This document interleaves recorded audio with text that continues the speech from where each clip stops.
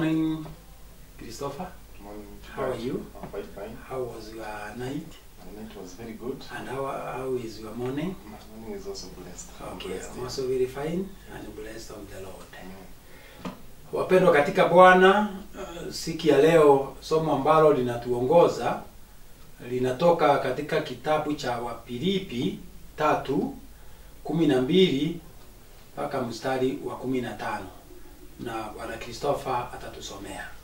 Okay, let us read the book of Philippians, chapter number 3, verses 12 to 15. Let's read together for those who are watching.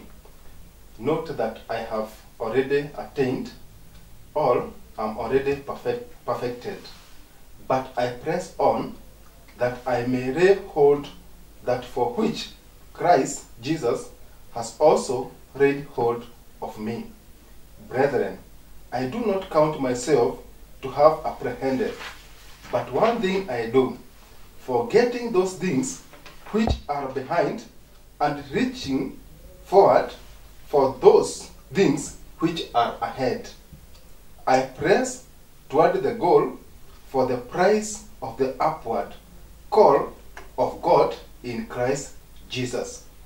Therefore, let us, as many as are mature, have this mind, and if in anything you think otherwise, God will reveal even this to you. Amen. Thank you. Let's pray. Almighty God, in Jesus' name we come before you this morning, humbling ourselves because of the way you have been in our lives. We confess that, Lord, if it were not for you, we wouldn't be the way we are. Now you have gathered us here, together with our members who are at home, to listen to the one that you have sent me with today.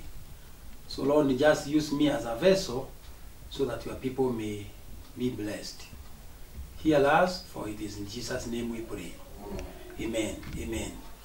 Brothers and sisters, I want to develop a theme from the text that has been read to us, which he says, pressing on towards the goal. Pressing on towards the goal. I want us to ask ourselves this question. What is a goal? What is a goal? Basically, I want to say that a goal is an idea of the future or desired results that a person or a group of people plan and commit to achieve. That is the goal. Or, you can say that people endeavor to reach goals within a definite time by setting deadlines. Therefore, if a goal is there, people must endeavor to achieve those goals, and therefore there must be a set time when they intend to achieve those goals. So basically, goals are the targets towards which you point your life. Because we are Christians, goals are the targets towards which you point your life. Therefore, goals are very important because they give you a starting point and a finishing point. Therefore, goal can mean finish line in a race. A goal can mean it is a finish line in a race. So from where we have read from Philippians chapter 3 verse 12 to 15, and the theme I've said it is pressing on towards the goal, Paul says that he has not obtained all this. Paul had done so much, because if you look at Paul, there's no other apostle or disciple did as much as Paul. So Paul, it's only Jesus Christ who did more than Paul. So he says that he has done so much, but when he look at himself, he sees that he has not done what he is supposed to have done. So, when he says that he has not obtained all this, what does he mean? He means that he has not obtained the full knowledge he has not obtained the full knowledge and the full righteousness of Jesus Christ. That's what basically what he is saying. That though I have done a lot, though I have started many churches, though I have preached to many people and got saved, I have not obtained what I am supposed to obtain. That is full knowledge about Jesus Christ and the full righteousness of Jesus Christ. What he is saying is that there is a lot to be done. There is a lot ahead of him to be done. So Paul is saying that he is not yet perfect. He is not yet perfect. Brothers and sisters, Paul is saying that I am pressing on to get old. I am pressing on to get old. That's number one. Number two, he says to get hold of what Christ has got hold of him. So the question that we should ask ourselves, what is this Paul is pressing to get hold of? Ni nini Paulo anasema nang'ang'ana ndiye aweze akafika ajisikie? Question number two, what is this Christ got hold of him? Ni nini hii Kristo alimushikia sasa anataka kung'ang'ana ndiye afike ajisikie? Three things. Paul is striving and straining so that he may reach and get hold of what Christ got hold of him. Number one, it is holiness. Because he says, when I press on, when I strive, because Christ pressed and he finished as an holy Christ. So Paul is pressing on so that he may become holy like Christ. Number two, Paul is pressing on so that he may get hold of what Christ got hold of, that is perfection. Because Christ himself was perfect, but Paul is not perfect.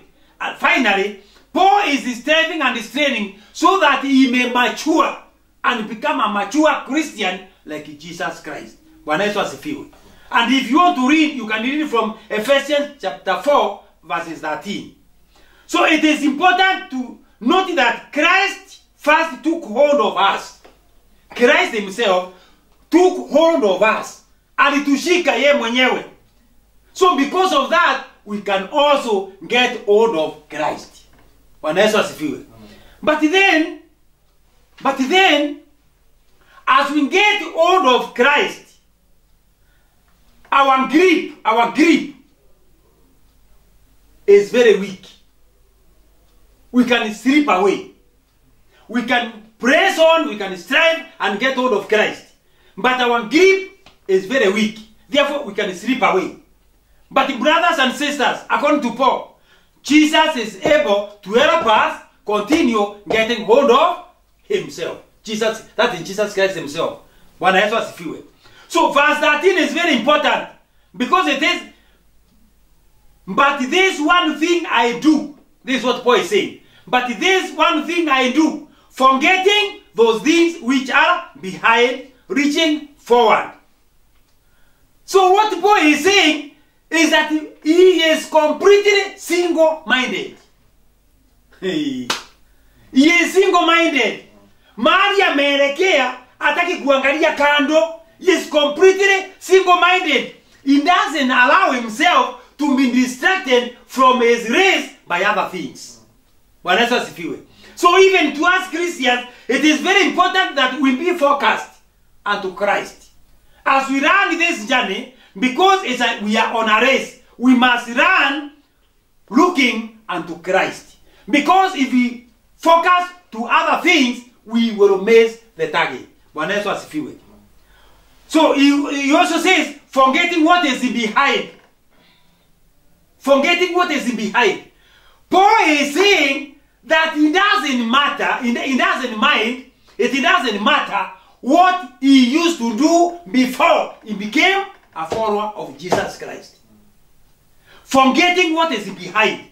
So he says, me, I'm not bothered of what I used to be before I became a follower of Jesus Christ. Because what he used to do has nothing to do with what he is doing today. But let's just feel it. Brothers and sisters, it is good to be focused. You know, at the times the devil continues reminding us where we came from. He always tries to remind us where we came from. But what is important is to focus ahead. Bwana Yesu asifiwe. So now, this is an imagery of a race. Chapter 3 verse 12, it's a kind of a race. You know, in a race, there is a starting point. And there is a finish point. Bwana Yesu asifiwe. So the prize which we are after is not where we start. It is at the end. So Paul is saying, I am straining and striving so that I may reach at the finish line and get that prize. Bwana Yesu asifiwe. Brothers and sisters in the Lord, our prize is not where we are. Zawadi yetu haiko mahali tuko, bali zawadi yetu iko mbali sana, iko mbinguni. Zawadi ambayo ama taji ambayo tunatarajia kupewa na Mwenyezi Mungu haiko pamoja nasi. Iko mbali sana, iko mbinguni. Therefore we must strive because God has set his standards to be followed. You know, in any race there are rules to be followed. Therefore we as Christians, we must strive and we must strain to follow the rules and the guidelines that have been set so that we may reach. So we are assured that our prize is there, but then that prize we cannot get it on a silver platter. Lazima tungangane, lazima tufanye kazi, lazima tunjinyime ndio tuweze tukafika. Sasa kama Yesu mwenyewe alingangana na akafika, we are sure that even us we will arrive at our destination. Bwana Yesu asifiwe. Kwa hivyo jambo muhimu ni ya kwamba we should not be distracted by other things so that we may lose the focus of our prize. Because our prize is not where we are or where we started, but it is where we shall end our race. Bwana Yesu asifiwe. What is important is to notice that with Jesus it is possible. Iko milima, iko mabonde katika safari hii ya kwenda mbinguni, lakini tukiwa na Yesu, Yesu atatuwezesha na tutashinda na tutafika kwa sababu yeye mwenyewe alingangana na akashinda. If anything, all the problems that Christians are going through, they are nothing compared to the problems that Jesus went through. Bwana Yesu asifiwe. Therefore we have an example to follow, our Lord Jesus Christ. Kwa hivyo wapendwa, tungangane. Christopher, ni kungangana. Ni kungangana. Na ni kunjinyima. Ni kungangana na ni kunjinyima. There are two key ones there which are very important. Paul is saying, I am straining and striving. To strain, hey, ni okonoga. Ni okonoga. You must strain. Kwa hivyo wono kiyoyore, kia wono kiyore, totika kiona oguo. Kuna kunjinyima kwingi. You must fast. Nuko fast nora yakura na kunywa. Netondwa kigo giki. Nyogo thiengendo ndaihu muno netondwa kigo giki. Anakore moinu arongo igire atiriri. Ithuĩ tukarĩwo na kilomita rĩa twakorwo tuthiĩte. Therefore, brothers and sisters, as we continue in this life of Christianity, it is very important to focus unto Jesus Christ. All that we have done and achieved, when compared to what Christ achieved, is nothing. That is what Paul is saying. Therefore, there is a lot which is remaining to be achieved. And we will achieve through the help of our Lord Jesus Christ. So may God help us. May God help us. Mungu atusaidie kungangana na kujinyima kwa sababu ya injili hii. Kwa sababu zawadi yetu iko, we are assured of the prize, but it will not be given just freely. We must work for it. Bwana Yesu asifiwe. We must work for it. Finally, let me say that the start line is not important.